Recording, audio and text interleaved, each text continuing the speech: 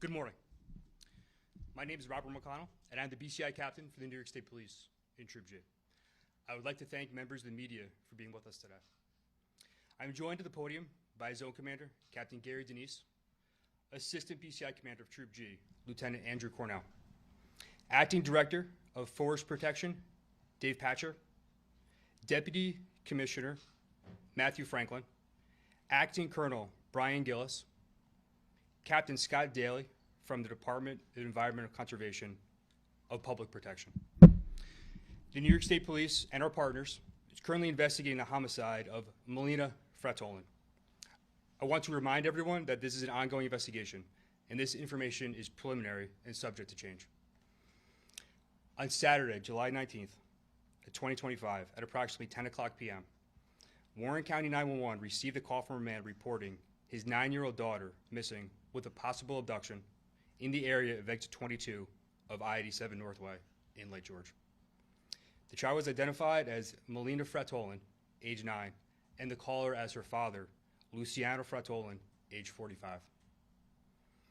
The New York State Police and Warren County Sheriff's Office immediately responded to the area of exit 22 of the Northway and initiated investigation and attempt to locate Melina.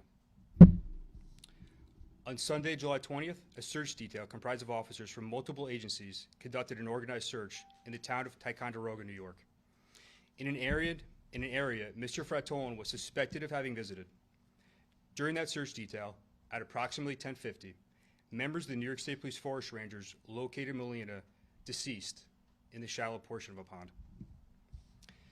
This investigation has revealed that on July 11th, 2025, Mr. Frattolin and Melina, both residents of Montreal, Quebec, legally entered the United States for the purpose of a vacation. They were expected to return to Canada on Sunday, July 20th, at which time Melina would be returned to the custody of her mother in Montreal. The mother and Mr. Frattolin had been estranged since 2019. The child resided full-time with her mother, and Frattolin visited with the child when in Canada. At about 5:30 p.m. on July 20th, Melina is observed with her father on video surveillance in Saratoga Springs, New York. At about 6:30 p.m., she spoke to her mother on the phone and told her she and her father were en route back to Canada. The child appeared to be in good health and did not indicate she was under any duress.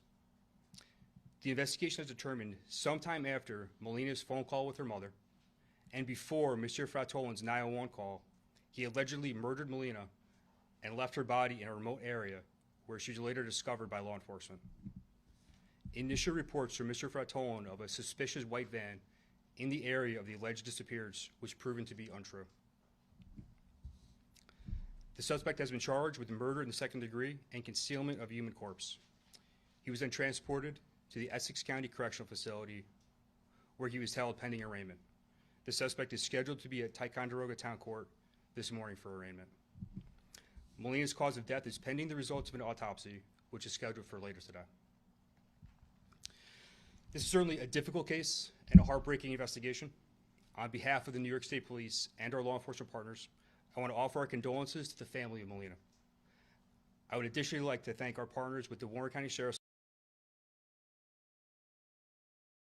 Attorney, Essex County District Attorney, the Montreal Police Department, Department of Environmental Conservation, the Ticonderoga Police Department, and the FBI for their assistance in this investigation. If any member of the public has information regarding the death of Melina Frattolin, I encourage them to contact the New York State Police at area code 518-783-3211. I will now answer a limited number of questions. I ask for your patience as due to the active nature of this ongoing investigation, I am limited with respect to how much we can release at this time. The motive is still under investigation. What led you to believe that? What was the first sign that there were inconsistencies in the story? Yes, so the suspect's initial account is that he had pulled over in the area of exit 22 in Lake George, pulled over into a parking lot to urinate. His initial report is he steps away to a wooded area, returns to the vehicle, and at that point, his child is gone from the vehicle. He reports a suspicious white van fleeing the scene southbound. During a subsequent interview, he then reports 2 unknown males forced her into a white van. That lead was thoroughly investigated, and disproven. Do we know the cause of death yet? The cause of death is pending the results of the autopsy, which is scheduled for today. Go ahead. We have no information that there's any issues with mental health. No. And you say that he was estranged from his wife. Do you know if he was authorized to travel alone with his daughter? He was. Does Mr. Frattolin have any criminal record in the U.S. or Canada that you're aware of? He has no criminal history. He has no domestic violence history either. How cooperative was Luciano in the discovery of her body? I cannot provide any information with regard to that at this point. How will it work since they're both Canadian citizens? How will you try? I don't want to speak to the prosecution, but he'll be charged and prosecuted in New York State. What led you to Ticonderoga?